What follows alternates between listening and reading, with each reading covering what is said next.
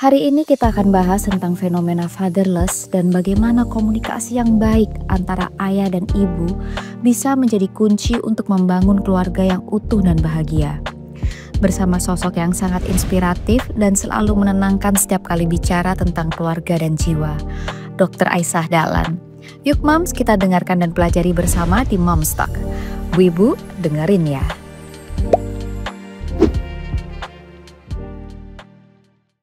Hari ini kita kedatangan salah satu tamu kita tuh dokter yang sangat hebat sekali yang sudah menginspirasi banyak para ibu dan orang tua di luar sana. Siapa lagi kalau bukan Dr. Aisyah Dahlan. Halo dokter. Halo juga. Seneng banget. Alhamdulillah, terima kasih Baru juga ya. pertama kali ketemu langsung lihat, wow ternyata masih semuda dan sefit ini ya, Ya dokter ya. Allah, alhamdulillah, insya Allah. Keren sekali Iya. loh Mam. Tadi barusan kita ngobrol-ngobrol sedikit ya dok ya. Ternyata agendanya setelah podcast langsung nanti keluar pulau Berau. ke Berau. Jadwalnya sangat-sangat full. Dan kita Alhamdulillah, juga terima insya Allah. kasih hari ini udah disempetin ya dok ya, buat kita Alhamdulillah, sharing insya Allah. bareng-bareng. Insya Allah. Sip, mantep sama Oke. Uung. Dokter, Ya. kita tuh sebetulnya pingin banget mengangkat masalah fatherless gitu. Karena Fatherless. benar, karena kita melihat banyak sekali angka.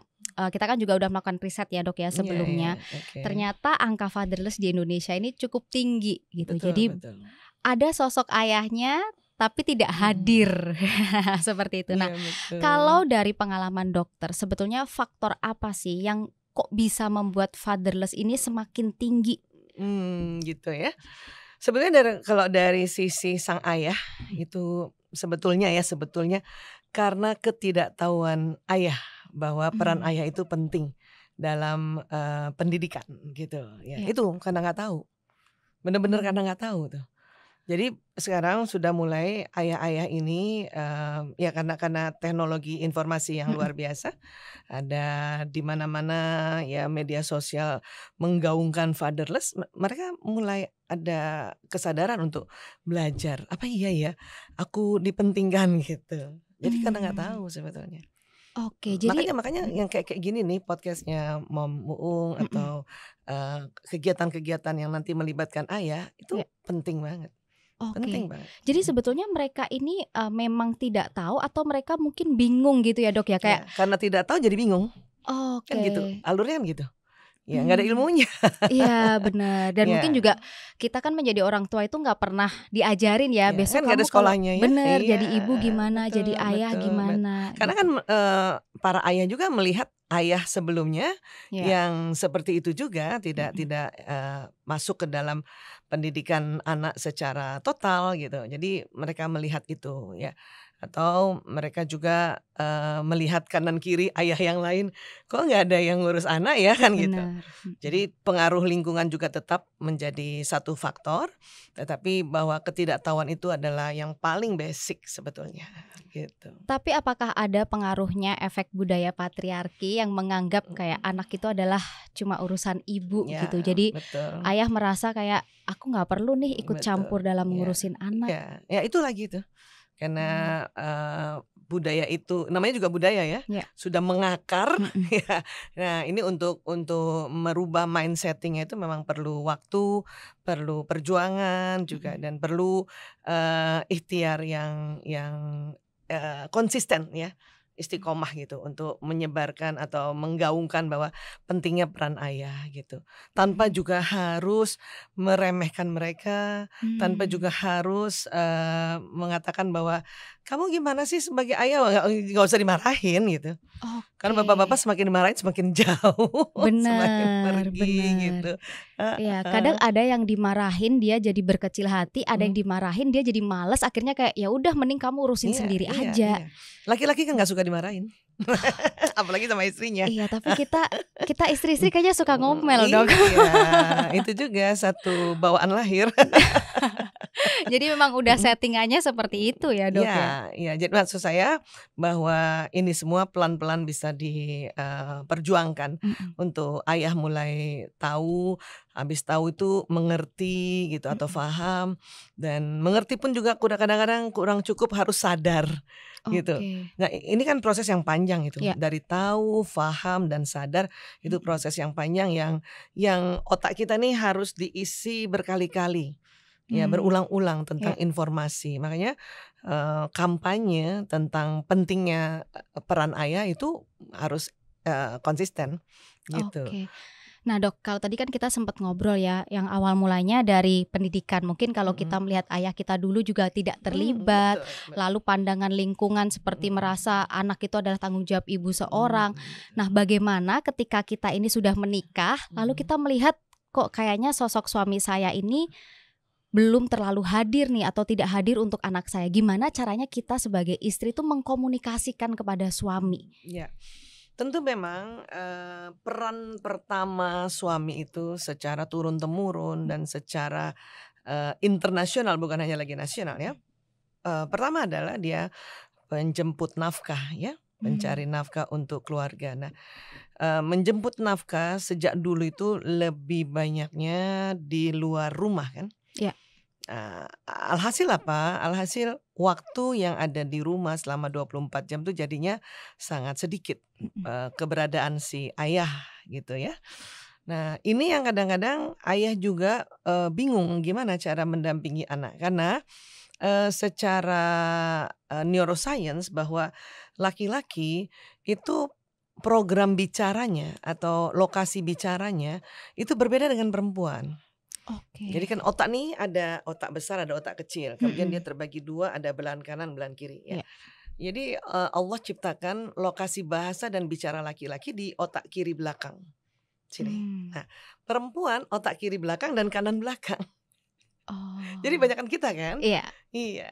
Makanya perempuan lebih senang bicara, perempuan lebih pandai bicara, dan mhm, perempuan bisa bekerja sambil terus bicara.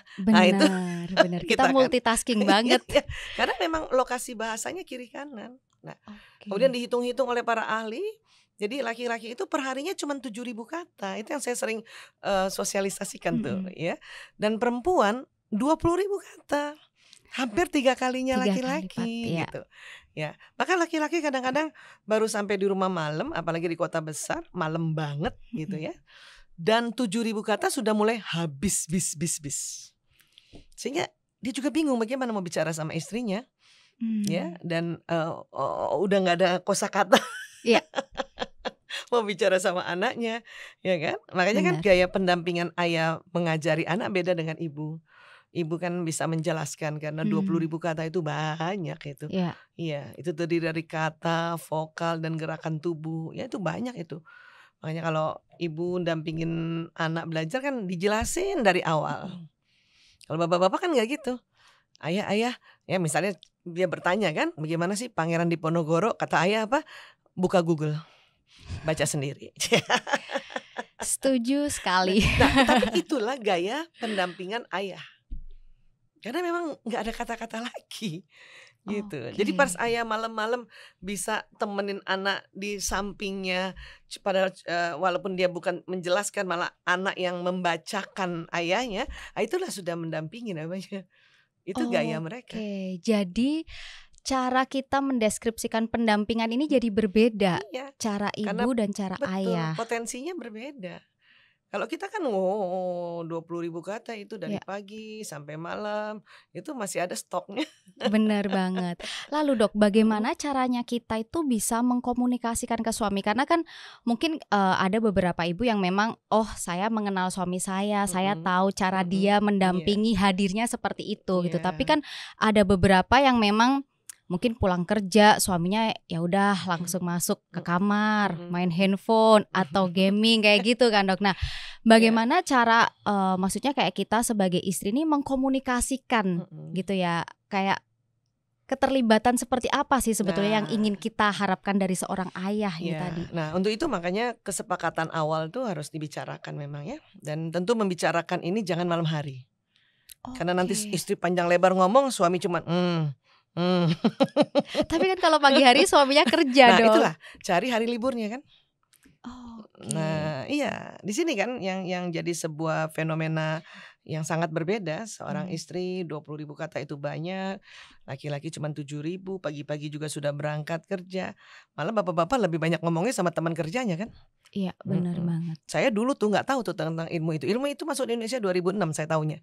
Saya nikah sejak 92. Ya, jadi 92 sampai 2006 berantemnya gara-gara itu aja. Komunikasi. Iya, kata-kata tadi. Suatu ketika misalnya saya datang ke kantor suami, saya lihat dia kok banyak ngomong ya di kantor. Sedangkan kalau di rumah dia kayaknya nggak segitunya. Terus kita ngebatin kan, kalau di kantor aja ngomong. Kalau di rumah cuman Nah, itu juga yang harus disadari dulu. Jadi buat saya ya, sebagai istri, sebagai ibu juga harus sadar bahwa emang beda ya. Emang beda. Nah, maka kalau memang mau kita bagi tugas, maka kita harus tahu dulu bahwa laki-laki, ayah itu punya peran sebagai penentu visi misi pendidikan. Ibu pelaksana harian. Gitu. Itu udah peran itu. Ya, misalnya saya punya anak 5 gitu. Kemudian suami saya juga dokter. Dia dari awal visi misinya adalah saya berharap anak saya semuanya menjadi dokter. Nah, itu visi misinya suami saya sebagai ayah untuk dia menetapkan visi misi gitu. Saya pelaksana harian. Nah, pelaksana harian apa tugasnya? Karena punya 20.000 kata tadi, maka satu menjelaskan pada anak-anak peran dokter itu apa, manfaatnya apa, keutamaannya apa dibanding profesi lain gitu. Itu yang jelasin saya karena 20.000 kata kan. Iya. Terus ajak keliling-keliling lihat kalau dokter kerjanya kayak gini gitu. Terus saya juga yang mencarikan sekolah karena pelaksana harian. Nah, pada saat seperti itu namanya sudah pembagian tugas. Nah, kalaupun mau minta tolong suami menasihati anak, ya berarti cari yang siang hari. Nah, siang harinya cuma hari apa? Hari Sabtu, Minggu gitu. Kalau malam hari kadang istri kecewa tuh kalau nggak ngerti ilmu ini. Ya, contoh gini. Sekali. Ya, ini banyak cerita aja ya. Saya pernah bilang sama suami saya, ya tolong nasehatin anak-anak laki-laki ya. Kan anak saya 5, 4 laki-laki, 1 perempuan. Ya. Karena dia sudah mau beranjak remaja. Kata suami saya, oke, besok malam dia bilang. Ya. Pas besok malam saya udah siap-siap nih. Pengen denger gimana cara dia menasehati. Oke, saya ngumpet sedikit, lihat dari jauh. Dia panggillah semua anaknya. Kebetulan nama anaknya nama Jawa nih. Lanang, Prio, Kakung, Jaler. Artinya sama kan, laki-laki. Iya. Lanang, Prio, Kakung, Jaler. Ya. Suami saya cuma begini dong. Singkat, padat, gitu jelas. Habis itu nonton bola bareng. Saya dari jauh, kok gitu nasehatinnya? Terus saya panggil suami saya, sini ya. Ya, dia datang ke tempat saya di dapur kan. Kenapa? Katanya mau nasehatin. Loh, tadi udah, yang mana? Karena memang laki-laki kata-katanya sedikit. Sudah malam, si bapak 7.000 juga hampir habis, si anak juga 7.000 hampir habis. Maka bapak dampingin anak laki-laki itu cuman begini aja, udah ngerti mereka. Makanya saya suka bilang sama ibu-ibu, bapak-bapak itu dampingin anak laki itu pakai bluetooth nih ngomongnya. Cuman begini doang. Dan anak laki diginiin bapaknya itu udah senang banget. Dan mereka udah ngerti. Nah, bawah sadar mereka karena tahu mau ada bola, mereka simpan sisa-sisa kata hari itu untuk nonton bola. Sehingga nonton bola baru seru. Nah, itu namanya pendampingan belajar gaya laki-laki. Gaya laki-laki memang karena sedikit ya. Nah, itu yang sebetulnya maksud saya bahwa satu ngerti dulu, sadar dulu. Kalau enggak, kita tuntut dia kayak saya waktu itu untuk dia ngomong susah, orang 7.000 katanya udah habis. Paling sisa katakanlah 20 hanya untuk gol karena nonton bola kan. Gol, iya cuman ngomong gitu doang kan. Nah, itu. Dikala kita sudah tahu tentang perbedaan otak pria wanita, itu membuat terutama perempuan tidak cepat baper. Ya, Oke. tidak cepat menuntut juga. Benar. Tapi kalau saya lihat tadi dari pembicaraan kita ya dok ya, berarti kan kalau boleh saya bilang sosok ayah ini sebagai goals jangka panjang gitu ya. Dia visi misi kan. Benar, kemana keluarga, kemana anak ingin jadi apa, dan ibu ini mungkin lebih ke pelaksanaan harian, jadi goals pendeknya. Dengan modal 20.000 kata itu Benar, ngajarin anak. Jadi ayah itu, jadi kan kalau di Al-Quran itu sering sekali nasihat ayah pada anak itu. Jadi ayah itu menasehati anak prinsip-prinsipnya. Jadi kalau misalnya di Quran tuh paling populer sekali itu ada namanya seorang ayah menasehati anak tuh misalnya jangan sekutukan Allah. Simpel aja gitu. Ya, tegakkan sholat misalnya gitu. Ya, hormat pada orang tua gitu ya. Nah, ibu nanti yang jelasin maksud dari kalimat tersebut apa terus disebut hormat pada orang tua, ibu yang ngasih tahu. Ibu ayah ibu senang kalau kamu pergi keluar rumah ya, beritahu ayah atau beritahu ibu atau beritahu orang rumah. Ya, kalau ibu masih ada di situ kamu salaman sama ibu. Salamannya mau yang gimana? Ibu yang harus jelasin. Salamannya begini anak, ya jangan taruh di pipi misalnya. Secara detailnya jadi pihak ibu. Iya, karena kita 20.000 kata. Taruh aja di jidat atau di hidungmu, ya. Ada orang tua juga kepengen yang salamnya ciumnya ini. Ada juga kan? Nah, itu ibu yang jelasin. Ibu yang jelasin. Tapi maksud saya gini dok, gimana kalau semisal ternyata dalam pernikahan tersebut suami istri ini tidak pernah mengkomunikasikan anak kita itu mau dibawa kemana, keluarga kita itu mau bagaimana? Karena kalau kita di Mama Ung kan juga banyak ya dok ya yang konsultasi asinya seret, ternyata problemnya juga karena masalah komunikasi dengan suami yang kurang baik gitu, sehingga mereka nggak ngerti, kayak saya sendiri sebagai istri nggak tahu saya ini mau dibawa kemana, keluarga kita gimana. Nah, makanya ada lagunya kan. Mau dibawa kemana? Nah, benar banget. Nah, jadi di situ bagaimana caranya kita sebagai istri itu berkomunikasi ke suami, maksudnya kayak menanyakan tadi ya goals jangka panjangnya kita apa, sehingga kita istri bisa menjalankan tugas kita juga. Maka dikomunikasikan ulang kalau dari awal belum dibicarakan gitu. Sekarang kan banyak sekali kelas-kelas pranikah yang juga di dalamnya mengajarkan bahwa laki-laki begini, suami istri itu memang penuh perbedaan. Selain perbedaan laki perempuan, perbedaan watak, perbedaan budaya, perbedaan itu kan harus pelajari sebetulnya. Ya. Nah, maka sebelum nikah itu sebetulnya itu yang harus diingatkan untuk bicarakan tentang visi misi keluarga ini. Ya, basicnya apa kalau ada masalah gitu kan. Saya ingat sekali suami saya dulu selalu bilang, kita Islam, kita Muslim, kalau ada apa-apa di antara kita lihat kembali ke Quran, kembali ke hadis. Kalau kita tidak mahir di situ, kita cari ulama gitu. Jadi itu kesepakatan itu emang dibicarakan di awal kan.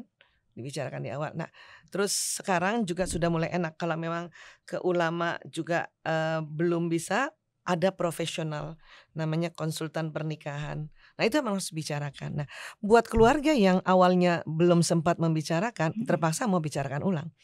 Mau nggak mau istri harus bilang, Mas, aku perlu waktu untuk bicarakan ya visi misi keluarga kita. Boleh nggak aku minta waktu? Nah, jadi laki-laki ini rupanya menurut ilmu neuroscience itu senang diajak bicara serius, ada syaratnya. Satu, tentukan waktu bicara. Dan ingat, karena sekali lagi kalau dia kerjanya pagi sampai malam, maka hindari bicara malam hari. Ya, hari Sabtu kemana? Ada tugas nggak? Oh, nggak ada. Ya, aku mau bicara Sabtu ini ya. Jadi minta waktu. Ya, sekitar jam 10 boleh? Gitu. Nah, terus tentukan durasi waktu yang mau dipakai. Laki-laki itu entah kenapa mereka ketakutan kalau diajak ngomong sama istrinya lebih dari 1 jam. Kayaknya waktu ditanyain waktunya aja udah pikirannya kemana-mana ya dok ya. Udah ketakutan. Karena uniknya perempuan 1 jam atau sebelum 1 jam kita bicara apa yang kita sudah mau. Di atas 1 jam kita bicarakan hal-hal yang dulu-dulu lagi. Itu kita punya gaya itu. Makanya bapak-bapak suami-suami udah takut lagi. Aduh, ntar takut dia bahas lagi yang dulu. Maka jadi tentukan waktu tidak lebih 1 jam. Itu laki-laki akan dengan rela. Ya. 3, tentukan apa yang mau dibahas. Aku mau bahas tentang sekolahnya anak-anak.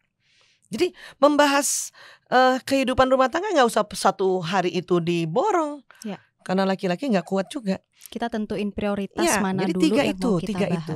Dan itu saya pakai itu dan itu works banget. Works banget. Bahkan kadang-kadang suami saya lupa misalnya udah hari Minggu atau hari Sabtu dia Bu Isa, mereka panggil saya Bu Isa kan. Katanya mau bicara. Oh iya. Nah, itu dia bisa ngomong sama saya setengah jam atau 1 jam tanpa bawa gadget. Gitu caranya. Tapi kalau dadakan diajak ngomong, gini lah. Karena laki-laki otaknya otak benda, bukan otak wajah. Dan laki-laki otaknya lebih kuat lihat benda daripada lihat wajah. Oke, jadi Makanya, mungkin ibu-ibu kalau mau ngomong sama suami pakai topeng benda yang kesukaan suami aja kali ya. Iya. Bahkan kalau mau bahas, silakan bahas lewat gadget walaupun kita di samping suami. Oh, malah mungkin lebih menyenangkan bahas lewat gadget itu. Saya udah buktikan itu.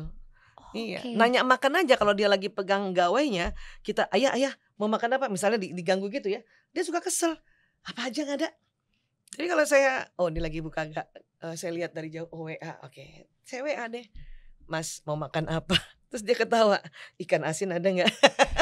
Setuju. Mungkin itu juga yang kadang membuat suami-suami ini sepertinya mereka itu kayak di dekat kita ngobrol, mereka jawab tapi begitu diulangin mereka nggak tahu apa yang diobrolin istrinya. Ya, karena tidak bisa memberi komentar yang panjang karena juga terlalu fatigue, terlalu capek. Kemudian sudah tidak ada stok kata-kata dan otaknya laki-laki itu begini. Pada saat pulang itu ada sekitar setengah jam juga dia sedang mereview masalah pekerjaannya. Dia mereview itu dan nggak mau ditanya-tanya gitu. Terus juga sedang memplanningkan besok mau ngapain dan nggak suka ditanya-tanya. Nah itu juga tuh itu tips yang luar biasa karena penelitian ya, dan itu yang membuat nggak perlu lagi saya berantem sama suami saya dan nggak usah juga baper bahwa aku nggak diajak diskusi, nggak usah, jalanin aja karena itu ternyata terjadi pada pria purba sekalipun. Jadi pria purba pada saat dia sudah berburu menangkap buruannya karena ini nafkah di saat itu dia serahkan ke istrinya. Ini pria purba itu dia naik ke batu untuk menyaksikan matahari terbenam dan kelihatannya menyaksikan padahal dia sedang merenungkan tadi saya salah apa waktu berburu. Mengevaluasi, mereview, mengevaluasi. Dan besok di mana? Itu paling 1 jaman dah itu. Ya, dia lihat karena belum ada TV kan. Ya. Kalau sekarang kan kayaknya nonton TV, kayaknya buka HP, tapi nggak ke situ otaknya. Sebetulnya dia lagi memikirkan tadi gimana ya, besok harus gimana, dan dia nggak suka ditanya-tanya. Nanti sabar, nanti dia akan cerita juga sama istrinya kalau problematika itu sudah ada jalan keluarnya ya. Jadi kita sabar aja, mungkin malam itu dia cerita atau besoknya kah atau pekan depannya kah ya. Itu yang perlu tambahan kita sebagai istri ngerti itu, termasuk menghadapi anak laki. Nah lagi nggak usah dipaksa. Kamu ada masalah apa sih di sekolah? Mbok ya cerita sama ibumu. Ini kan ibumu yang melahirkanmu, yang menyusuimu. Tuh, anak laki bisa males banget tuh. Ya nggak ada bunda, gitu. Benar. Kenapa nak? Lagi capek ya? Ya bu. Ya udah. Kalau udah mau ngomong ibu, panggil ibu kapan saja. Udah tunggu aja nanti datang sendiri ke kamar. Ya. Setuju banget. Karena saya waktu tadi dokter bilang itu saya ingat banget suami saya itu kalau ada problem di kantor dia nggak akan cerita pada saat ada problem tersebut, tapi ketika dia berhasil mengatasi problem tersebut dia akan cerita. Karena saya pernah tanya kenapa waktu problem nggak mau cerita, dia menganggap kayak ya kita sebagai cowok mungkin juga pingin dilihat lebih ya ketika saya berhasil nih dilihat mengatasi sebagai problem hero. Bener itu banget. Ada risetnya. Dia pengen. Jadi misalnya ada kasus ya, dia cerita, jangan dibiarkan. Udah dengerin terus tanya, terus kebijakan ayah apa? Tanya gitunya. Terus solusinya apa? Dia dengan senang hati cerita. Saya bikin begini, saya begini. Wow. Wow, keren ya. Dan nggak usah juga kita memberikan tips buat kita karena itu akan berantemnya di situ. Benar.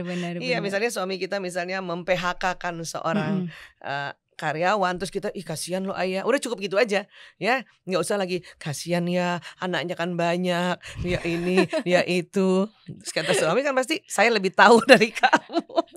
Benar itu nanti jadi pemicu masalah berikutnya. Iya, lihat aja dengan memandangi kagum bahwa dia bisa menyelesaikan masalah itu yang diharapkan laki-laki terhadap istrinya. Cuma kadang-kadang kita suka alah gitu doang. Iya. Kita meremehkan juga. Ya jadi memang sebetulnya jadi konsep suami istri ini adalah kita saling mengerti ya. Betul. Nah, betul. Tapi Dok, bagaimana kalau misalnya nanti ibu-ibu yang nonton ini mungkin ingin memperbaiki gitu ya kan, kita jadi istri tuh kita belajar dulu kan, berarti kita memulai, kita start dulu. Nah, tapi bagaimana ketika sosok suami ini ternyata nggak mau diajak komunikasi?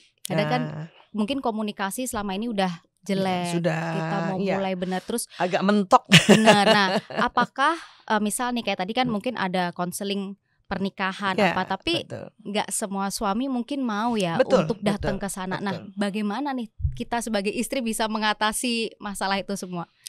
Istri yang terapi duluan.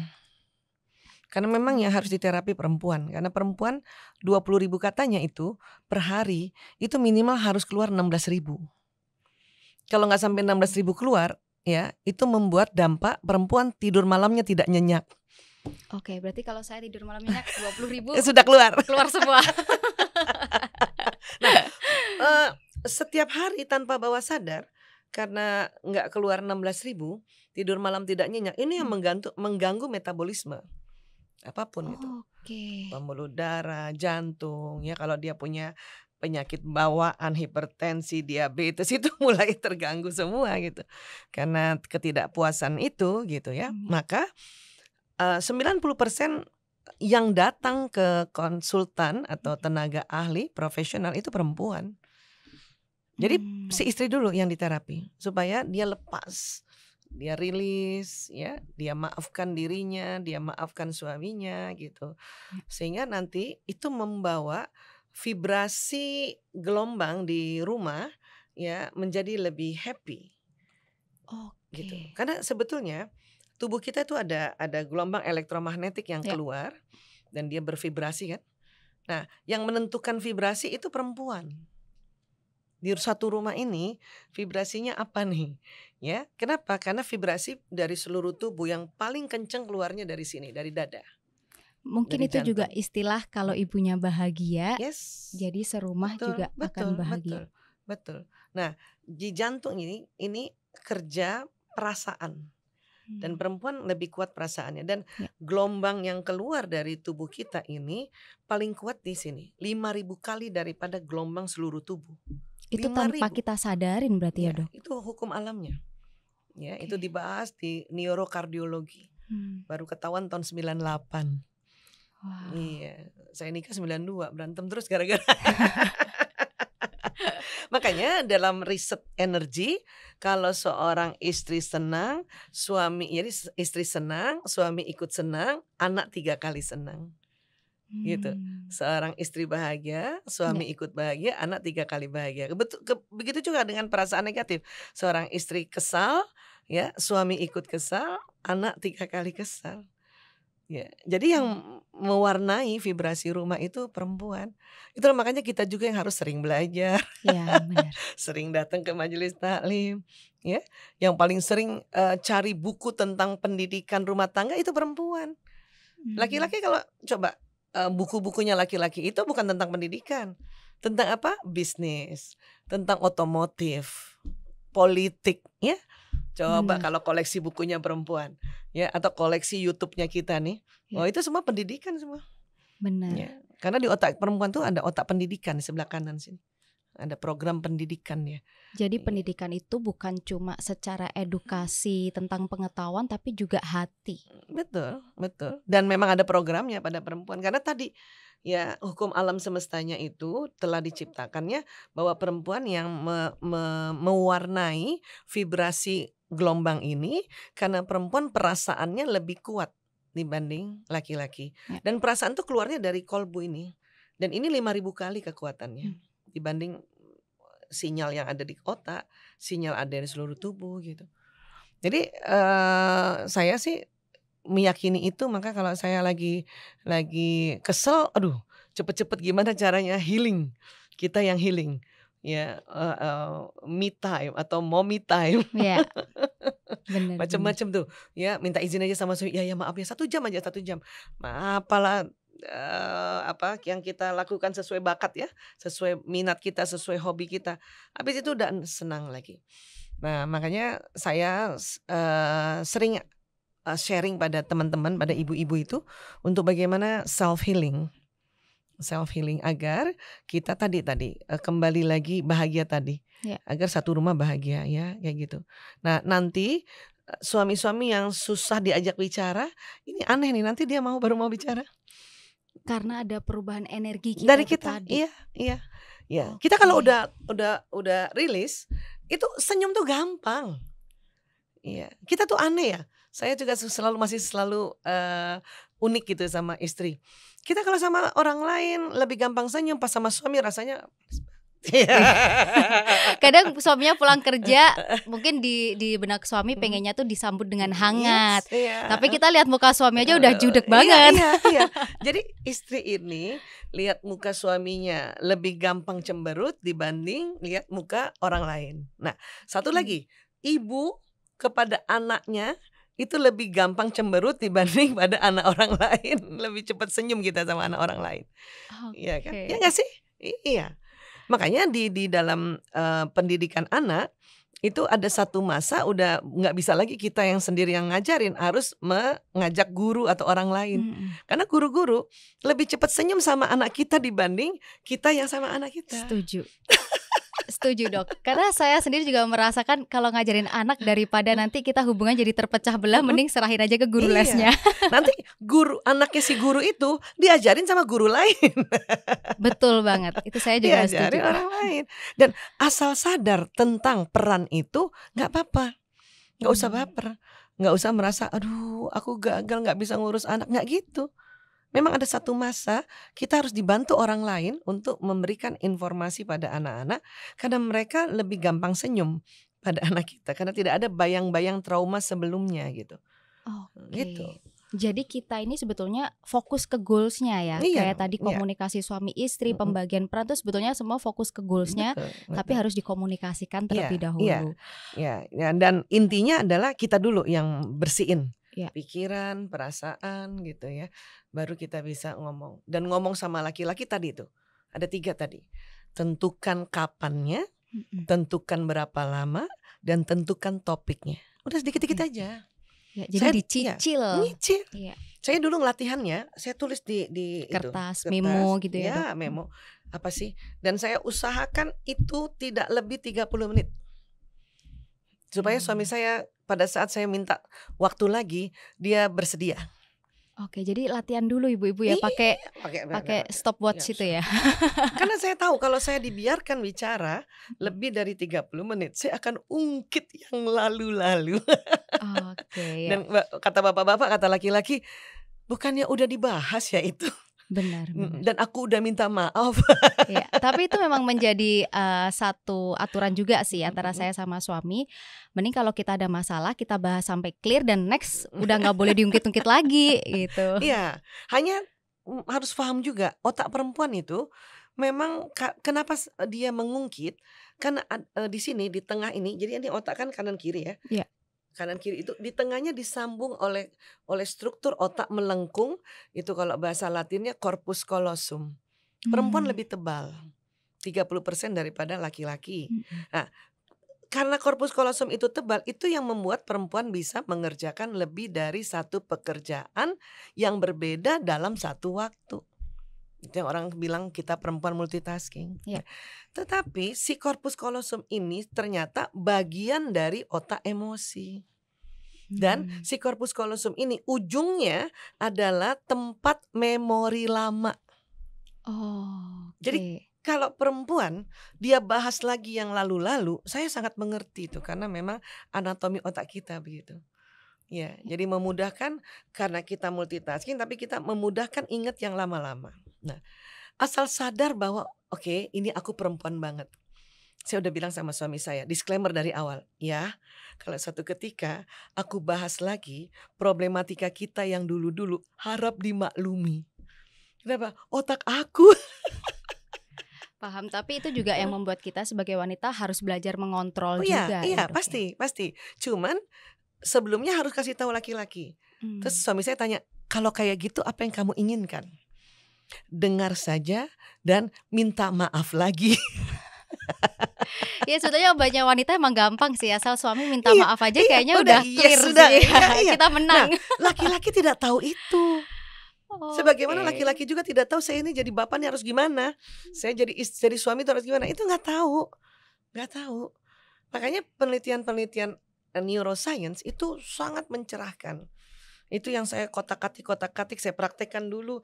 Kalau dia berhasil saya sharing juga Ya, benar-benar. sama Benar, teman-teman. iya. Karena suami saya yang bilang, coba kamu ajarkan ibu-ibu di Indonesia ya. Karena Benar. banyak bapak-bapak juga bingung saya harus ngapain lagi. Karena sebetulnya ketika kita mengerti ilmu tersebut, itu juga melindungi diri kita jadi lebih mudah berdamai dengan diri kita dan lingkungan Itu kita. goalnya, itu tujuannya, lebih tenang. Benar. Ya, bahkan suka ketawa sendiri, ya Allah, suami gue laki banget. Kenapa? Iya, dia nggak ngerti tentang itu gitu. Oke. Iya. Nah, dokter, tapi kalau kita lihat ya, akhir-akhir ini mungkin kalau kita baca berita banyak kayak perselingkuhan, terus kadang suaminya mungkin kena judi online dan masalah-masalah lain yang sehingga membuat anak ini kehilangan sosok ayah Iya. yang diidam-idamkan Betul. gitu. Nah, apa sih sebetulnya dampak jangka panjang dari ketidakhadiran sosok ayah untuk anak-anak ini, Dok? Iya. Ya dampaknya adalah itu tadi, mereka tidak tahu mau ngadu sama siapa, dikala mereka juga mendapat kesulitan tingkat tinggi di lingkungan. Dia nggak tahu. Karena gini, misalnya anak-anak ya, kan kasus bully banyak ya. Aneh ya, anak-anak juga kalau dia dibully dia kepengennya ngomong sama bapaknya sebetulnya daripada sama ibunya. Karena dia tahu ibunya nih akan pingsan barangkali, dia tahu dia dibully atau akan tambah runyam. Karena si ibu akan dia akan datangin sekolah bisa ngamuk-ngamuk dan si anak akan tambah malu kalau ibunya ngamuk-ngamuk. Jadi bawah sadar anak-anak hal-hal di luar rumah yang berkaitan dengan hal-hal masalah ketegasan, masalah hal-hal berat itu dia kepengennya minta tolongnya sama ayah sebetulnya. Cuman pas karena ayahnya nggak ada, diajak ngomong susah, anak juga nggak ngerti kan kalau bapaknya memang ngomongnya sedikit kan. Terus dia lihat juga sebetulnya ayah saya yang tahu nih bagaimana bantu saya, tapi dia nggak ada, itu dia kebingungan, nelongso sendiri, hero-nya nggak ada. Padahal kan laki-laki memang hero kan. Apakah itu ada nanti efek ke psikologis anak, Dok? Ya kehilangan ya. Nah, kecuali di dalam rumah itu dia punya kakak, misalnya si adik nih yang sedang masalah, adik kakaknya laki-laki, dia nggak bisa ngadu sama ayahnya, dia ngadu sama kakak laki-lakinya. Dia terus mencari figur laki-laki di dalam rumah itu. Kalau dia ada kakek, dia makanya cerita sama kakeknya. Ya, cerita sama kakeknya, terus kakeknya kasih tips-tips ala laki-laki, apalagi terutama anak laki-laki ya, tips-tips ala laki-laki. Karena mungkin dia sudah hafal tips-tips ala ibu-ibu, tapi tips ala laki-laki kayak apa? Itu dibutuhkan, diperlukan banget oleh anak-anak, baik anak laki maupun anak perempuan. Oke, jadi even misal ayahnya atau misal single mom gitu ya, kita bilang kalau single mom kan memang sudah tidak ada suami gitu ya. Berarti sosok ayah itu bisa digantikan dengan figur laki-laki di lingkungannya dia. Betul. Gak perlu juga ya, mungkin kalau single mom kemudian ada ayahnya gitu ya, ada juga pamannya gitu ya, itu boleh kita rujuk ke mereka untuk bicara, untuk coba kamu cari tahu ya, walaupun kita juga mungkin sudah atur strategi, kita ngomong dulu sama ayah kita atau ngomong dulu sama adik kita kan, pamannya dia kan adik kita kan. Saya aja begitu. Jadi kalau anak laki-laki saya misalnya dia ada hal yang sangat penting dan ayahnya masih di luar kota, saya titip sama adik saya, tolong nanti kamu temenin ya, temenin anak saya misalnya Mas Lanang ya, untuk dia mau cerita tentang calon istrinya. Oke gitu.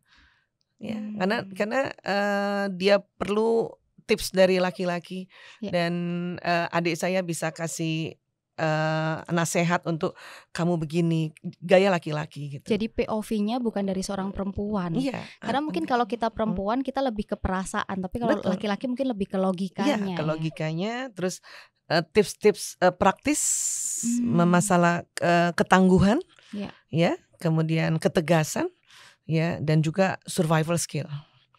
Itu laki-laki itu. Kalau kita kan udah langsung yang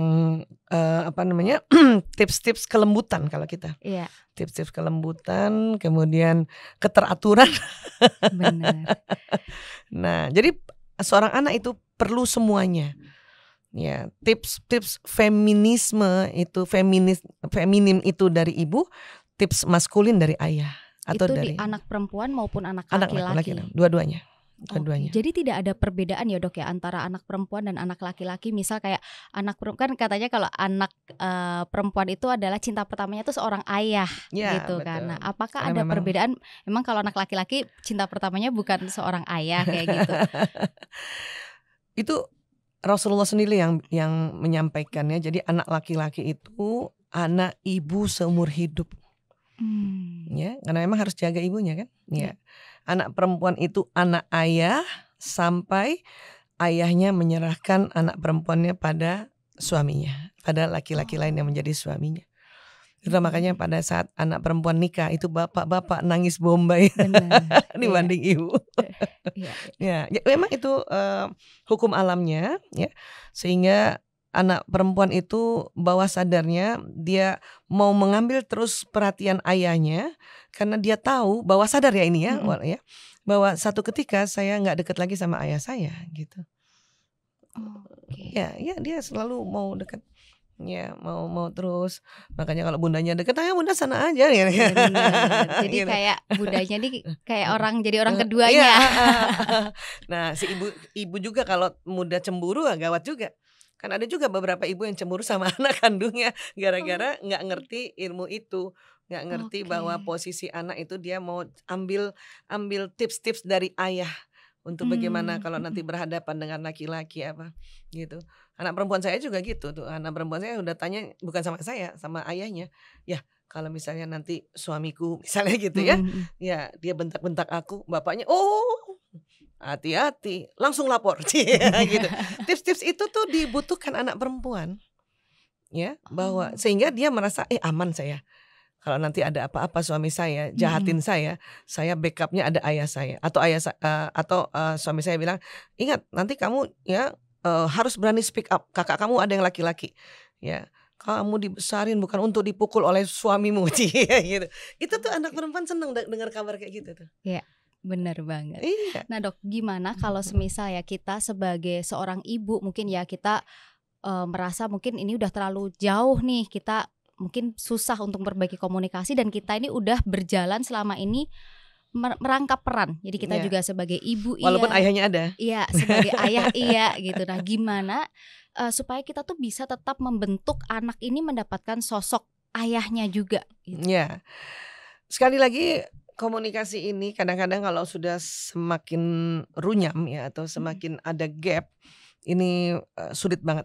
Sulitnya begini, ego dua-duanya sedang tinggi, maka harus ada orang yang ditunjuk sebagai mediasi gitu. Dalam Islam juga diajarkan apabila kamu lagi marah sama suamimu, suami marah sama istri, tunjuk ya keluarga yang paling bijak atau mungkin datang ke tenaga profesional atau datang ke ulama. Karena nggak bisa lagi kita berdua itu mau ngomong apa lagi udah tension tinggi aja. Udah ya salah kamu nggak bisa lagi, nggak bisa. Harus ada mediasi, mediator untuk seperti itu ya. Nah, tapi sekali lagi bahwa yang perlu ditolong pertama justru istri. Ya, datang ke tenaga profesional. Kalau suami belum mau diajak nggak apa-apa, biar aja. Kita dulu karena saya juga sebagai seorang terapis khususnya hipnoterapi nggak mau ngobatin suami istri yang datang berdua di awal. Oke. Satu-satu. Apa alasannya dok? Ya nggak bisa diobatin orang. Kalau nanti saya arahin ke istri, kata suaminya tuh makanya dengar. Itu aja bisa memicu kemarahannya istri. Iya. Terus saya ngomong sama suami, kata istri tuh dengerin tuh, denger. Dengan kemarahan yang luar biasa. Makanya nggak selesai-selesai dong konselingnya. Bahkan nanti bisa dianggap dokter berpihak ke salah satu. Iya, makanya satu-satu aja. Dan istri lebih banyak sesinya dibanding suami. Karena kebutuhan dia untuk mengungkapkan untuk bicara. Ya. Okay. Nah, udah nanti mungkin sesi ke-10 lah baru dipertemukan dua ini dengan kondisi yang si istri sudah gembira, si istri sudah lapang, si istri sudah kesel, yang harusnya dia marah sama suami dia sudah alihkan marahnya kepada teknik-teknik yang dikasih kepada si istri ini gitu. Jadi dia tinggal senyum-senyum aja gitu. Laki-laki kalau lihat istrinya senyum dia juga ikut senyum. Karena bapak-bapak tuh takut lah sama istri. Maaf ya Pak. Berani-beraninya gak senyum sama istrinya.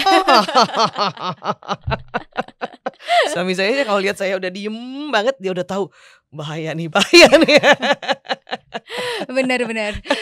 Kalau istrinya udah diem tuh kayaknya malah jadi tanda bahaya. Iya, bahaya. Mending istrinya cerewet aja di rumah. Betul. Perempuan kalau masih cerewet, oke, masih perempuan banget. Tapi udah diem, nggak mau lihat muka suami, gitu kan? Tidur dipunggungin, nah gitu ya. Terus kita ngomongnya sama anak aja terus, nggak mau sama suami. Itu laki-laki udah takut. Iya. Apalagi kalau misal udah di chat terus istrinya gak balas gitu ya, itu udah tanda itu sebenarnya. Iya, padahal kan kita selalu membalas duluan kan. Bener. Iya, atau diblokir. Benar banget. Oke Dok, saya cukup penasaran ya Dok ya, kalau semisal seorang anak ini tidak mendapatkan sosok ayah gitu ya, apakah nanti ketika, ini dari sisi anak laki-laki dulu ya Dok, apakah nanti ketika dia menikah gitu ya, inner child itu akan terbawa memorinya ya? Iya, memorinya. Pasti itu. Memori itu pasti membawa semua peristiwa yang dialami seorang manusia dari dalam rahim sampai kehidupannya. Pasti kebawa dia. Dan dia masuk ke satu tempat yang disebut pikiran bawah sadar. Pikiran bawah sadar ini punya kekuatan 88% dibanding pikiran sadar. Wow. Ya, misalnya seorang anak dari kecil nggak deket sama ayahnya, dimarahin sama ayahnya, pernah dipukul juga, ya, terus masuk di bawah sadarnya.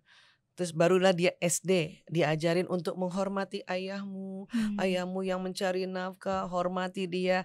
Tapi sebelum ilmu tentang menghormati ayah masuk di otak, dari kecilnya adalah perilaku-perilaku yang diberikan ayah, ini lebih kuat. Membuat si anak ini powernya 88%. Pelajaran yang baru ini cuman power 12%. Sehingga anak ini tetap jengkel sama ayahnya, walaupun tahu secara agama, secara hierarki bahwa ayah harus dihormati, ayah harus. Cuman kadang-kadang mau menghormati berat banget. Kenapa? Karena powernya lebih sedikit, 12%. Memori lamanya 88%. Ya, dan itu secara nggak disadari bisa berdampak ketika nanti dia berumah tangga juga. Ya, pada saat dia berumah tangga sebetulnya dia udah kepengen banget, saya nggak boleh begitu kayak ayah saya. Saya harus jadi ayah yang begini, saya ayah yang begini. Tapi bawah sadarnya belum diterapi, belum diprogram ulang, maka uniknya dia melakukan hal yang sama. Wow. Karena 88% kan? Ya, 12% oke, dia mulai dikit-dikit belajar parenting. Misalnya kan? Tapi powernya cuma 12%. Jadi cuma tahu sih sama anak tuh gue harus deket. Tapi karena bawah sadarnya dia tidak dekat sama ayahnya, nah itu yang membuat perilakunya si ayah kepada anaknya lagi gak dekat lagi. Karena kekuatannya 88% tadi itu untuk membentuk sebuah perilaku gitu. Oke. Kalau di anak perempuan juga sama berarti? Sama aja. Jadi inner child memory atau memori kecil itu dihitungnya dari dalam rahim 10 bulan tuh plus dia was lahir sampai balik, itu namanya inner child memory. Ya, itu sangat kuat itu. Nah, tentu di inner child memory itu ada peristiwa happy juga, ada peristiwa yang tidak happy, ada. Nah, kalau terjadi memorinya banyak peristiwa yang negatif itu disebut luka. Luka itu kita sebutnya wounded. Jadi kalau luka pengasuhan masa kecil, makanya istilahnya wounded inner child gitu. Nah ini kebawa terus, makanya makanya kalau ditanya lagi kenapa bapak-bapak kok nggak bisa ya dia bijak sama anaknya, itu tadi satu, dia tidak tahu apapun, termasuk dia tidak tahu bahwa dia membawa wounded inner child yang perlu diterapi atau diobati. Ketidaktahuan itu juga yang akhirnya perilaku dia terbawa seperti pola ayahnya lagi. Nanti si anak juga merekam pola ayahnya, nanti dia begitu juga begitu. Nah itu yang namanya jadinya budaya. Iya. Nah bagaimana kita men-stop itu semua? Ya. Sekarang alhamdulillah dengan adanya parenting, kemudian adanya riset tentang kerja otak, kemudian dengan adanya media-media kayak gini gitu ya, untuk menggaungkan ada istilah wounded inner child, itu mulai tuh orang tua mulai, iya ya kayaknya gue punya inner child ya, punya inner child yang luka ya. Ya. Jadi perlu terapi. Terapinya adalah satu ya konsultasi kepada para ahlinya gitu ya. Kedua, kalau nggak mau konsultasi paling nggak mengaku dulu. Mengaku, seorang ayah harus mengaku sama dirinya dulu ya. Ya, oh ya Allah, saya terupanya saya punya memori luka masa pengasuhan. Ya Allah, terus banyak istighfar kalau yang muslim. Jadi dia menyadari dulu ya, yang ada di dalam menyadari gitu. Ya, karena banyak bapak-bapak kan nggak mau pergi terapi kan. Tapi bahwa dia mengaku bahwa saya ada luka pengasuhan dan saya niat untuk ini di stop agar tidak ya ke anak-anak masa depan. Itu sudah satu langkah keren. Sangat luar biasa. Iya, sangat luar biasa. Atau dia ngaku sama istrinya, kamu tolong ngerti aku ya, aku banyak luka masa kecil aku karena aku nggak deket sama ayah aku. Wah itu udah keren, keren gitu. Ngaku gitu aja udah keren gitu. Nah kalau kita perempuan, selain mengaku harus segera cari pertolongan. Karena laki-laki itu bisa kalau ada masalah dia bisa ngatasin sendiri. Kalau perempuan, kalau ada masalah itu berputar di otaknya ngiung sampai dia harus utarakan sama orang lain. Nah kalau misalnya dia utarakannya sama suami dan suami tidak menanggapinya, tambah masalah kan, tambah berputar. Ya, bicara sama teman agak meringankan, asal teman itu ya teman yang amanah. Ya, dia nggak bocorkan kita. Nah makanya sekarang kalau teman nggak ada, suami juga susah diajak bicara, itu tadi ada terapis yang bisa membantu, karena terapis itu terikat oleh sumpah. Untuk tidak membocorkan ya cerita kliennya, ini cerita pasiennya. Ya itu kan jadi aman kan. Ya, jadi laki-laki dia cukup ngaku aja, terus dia kembali ingat Tuhan, kemudian dia ya tadi kalau kita muslim kita istighfar berbanyak, itu udah ngebetulin tuh. Ya kalau perempuan memang harus dibantu. Jadi sebetulnya ini juga menjadi pesan mungkin untuk anak-anak muda yang belum menikah gitu ya. Jadi berkomunikasi terkait cara pengasuhan orang tua kita dahulu, berkomunikasi tentang nanti kalau punya anak mau gimana, tentang keuangan itu sebelum menikah, itu sebetulnya adalah hal yang sangat wajar sekali. Sangat wajar, sangat penting. Ya, sangat perlu. Ya. Makanya sekarang lagi digaungkan tuh ya, persiapan pranikah itu nggak cuma 1 hari, ya kan? Itu cukup lama, itu bisa berhari-hari, berminggu-minggu gitu. Dan sekarang karena belum terkurikulum, makanya pada cari sendiri kan? Nyari sendiri nih calon-calon pengantin muda untuk cari di mana. Ya sekarang ada YouTube ya, tinggal dia belajar sendiri lah, dia cari tutorial sendiri, itu udah lumayan banget dibanding nggak tahu harus ngapain. Benar sekali.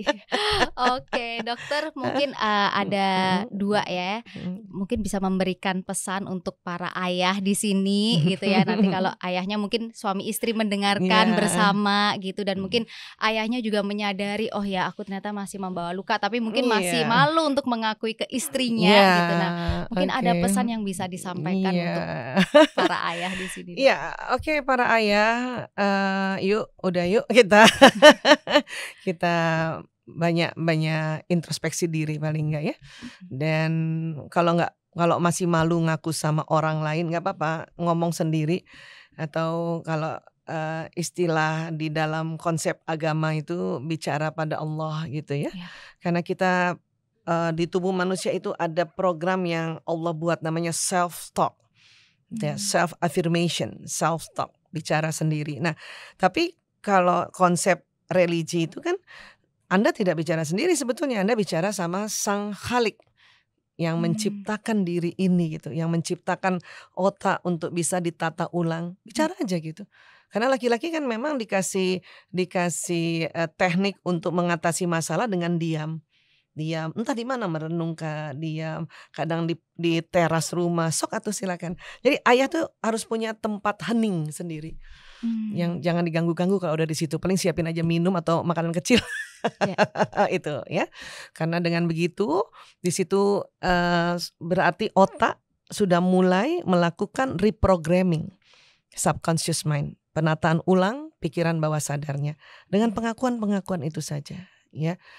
Dan tentu ya kalau ayah sudah bisa kayak gitu ya akan bertambah kesuksesannya. Bukan hanya di dalam dia menjadi ayah, tetapi sukses secara materi itu luar biasa itu. Luar biasa.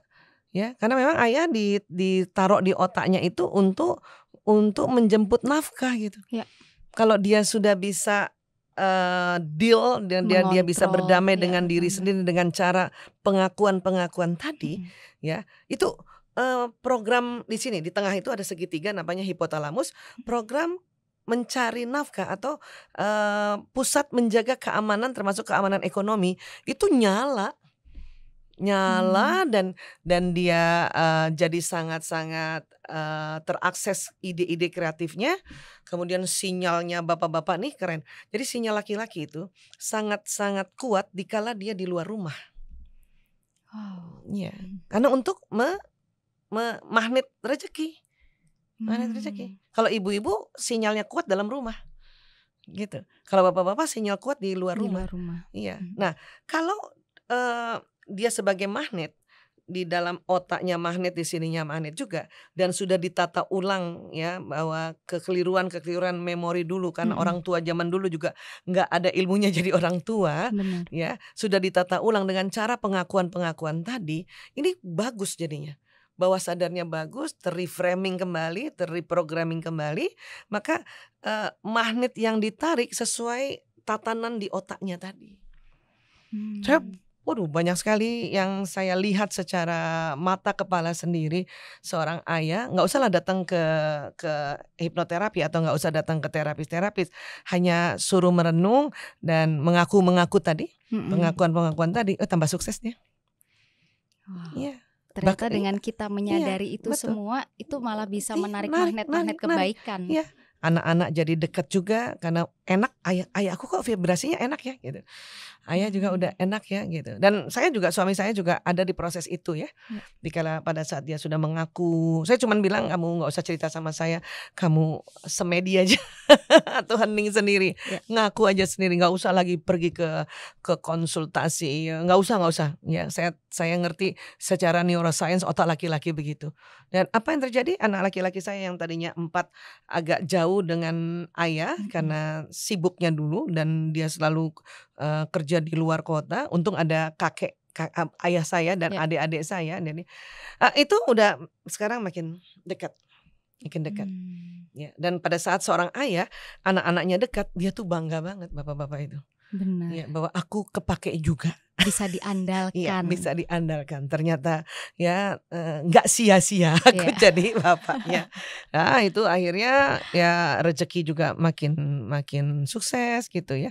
Dan makin senang lah anak-anak untuk mendapatkan tips-tips dari sang ayah. Karena bapak-bapak semakin tua itu semakin seneng ngajar. Iya. Sementara dia mau ngajarin istrinya udah bosen. Bener banget. Kayaknya kalau mau ngajarin istrinya diajar balik sama istrinya. Istrinya akan mengajarkan kembali. Bener. Oke, Dok, sekarang satu tips untuk dari sisi ibu, Dok. Iya. Ibu menurut saya selalu ingat ya bahwa perasaannya dominan, tetapi perasaan inilah yang menentukan vibrasi rumah. Jadi saya selalu ulang-ulang itu, saya juga bilang sama diri saya, Aisyah, kamu tenang, kamu senang. Karena dengan kamu tenang, suamimu 2 kali tenang, anakmu 3 kali tenang. Dan kamu senang, suamimu 2 kali senang, anakmu 3 kali senang. Jadi kamu yang harus tenang, senang, tenang, senang. Ya, makanya macam-macam lah teknik kita pakai ini itu. Benar. Jadi sebetulnya ketika kita mencari ketenangan, kita berdamai dengan semua hal itu tuh, itu juga akan kebaikannya kembali ke diri kita sendiri. Jelas banget. Dan sinyal suami istri yang ini, jadi sinyal kita nih. Kalau sama anak, sinyal ibu sama anak itu sama satu provider, ya kan? Jadi itulah doa ibu cepat terijabah dan doa anak ke ibu juga cepat terijabah. Nah, suami istri ini sinyalnya ini karena semakin lama dia berumah tangga, ya, dan adanya peran ibadah hubungan intim suami istri yang membuat sinyal suami istri semakin selaras. Nah, semakin selarasnya sinyal suami istri ini akan menarik rezeki semakin cepat. Karena alam semesta, rezeki itu Allah sudah sebarkan di alam semesta. Bahkan di Quran itu, di surat Az-Zariyat ayat 22 itu, setiap hari manusia itu ada namanya takdir harian, ada rezeki sebelum subuh ditaruh di atas langit di mana kita berdiri. Dan itu tidak bisa diraih lewat badan kasar kita ini, mau pakai tangga, tetapi sinyal bisa raih. Ya, sendiri bisa raih, tapi kalau dia lagi berdua sama istrinya tanpa ada kekesalan yang berarti, ya, tanpa ada kemarahan yang berarti, ini sinyal ini bisa menarik gitu. Keren itu banget. Sesuatu yang gak terlihat tapi nyata hasilnya. Iya. Kita bicara tentang sinyal itu sekarang lebih gampang karena ada gadget. Kita selama ini juga gak kelihatan tuh kenapa tiba-tiba ada teman dari luar kota bisa chatting sama kita karena lewat sinyal kan? Iya, karena gadget juga mengikuti cara kerja tubuh kita. Ya, sinyal itu. Wow, luar biasa. Thank you, Alhamdulillah. Dokter. Terima kasih banyak. Saya juga jadi harus belajar. tambah mesra ya. Bener. Tuh ingat ibu-ibu ya, kita jadi tambah mesra. Kalaupun misal ada permasalahan, semua dikomunikasikan dan kita refleksi, evaluasi ke diri kita aja. Sendiri. Kalau belum bisa ngomong sama suami, udah ngomong aja sama diri kita dengan disaksikan Allah gitu. Ya Allah, saya sering banget kalau lagi kesel sama suami nggak ngomong sama suami. Ya, cuman saya hadirkan muka dia. Habis sholat atau nggak lagi sholat, lagi di mana, di mobil kadang-kadang kalau lagi macet, saya hadirkan muka dia. Ya Allah, izinkan saya apa? Saya mau marahin suami saya. Tips ini ya. Ya, terus saya langsung bilang, Mas, aku kesel sama kamu. Kenapa kamu giniin aku? Nah. Ya, itu lapang tuh nanti. Lapang. Dan jangan salah, ya, pesan ini juga sampai ke dia. Lewat vibrasi. Ya, entah bentuk yang apa, walau alamnya mungkin suami saya lagi tidur, didatangi saya mimpi saya. Atau lagi rapat, tiba-tiba muka saya lewat. Itu semuanya itu. Itu cara kerja yang kadang kita nggak bisa pikirkan pakai ini manusia. Cara kerja energi. Lagi rapat tiba-tiba lihat muka istrinya yang masam. Suami, kayaknya istri gue marah nih. Oke, thank you dokter. Sama-sama. Terima kasih banyak. Mam Uung juga sukses ya. Sukses Amin. selalu. Saya senang banget lihat ibu muda ya, selain bisa jadi istri, jadi ibu, jadi pejuang perempuan. Belajar jadi wanita, jadi ibu, belajar terus. Iya betul. Seumur hidup itu. Iya. Thank you ya, Dok. Terima kasih banyak.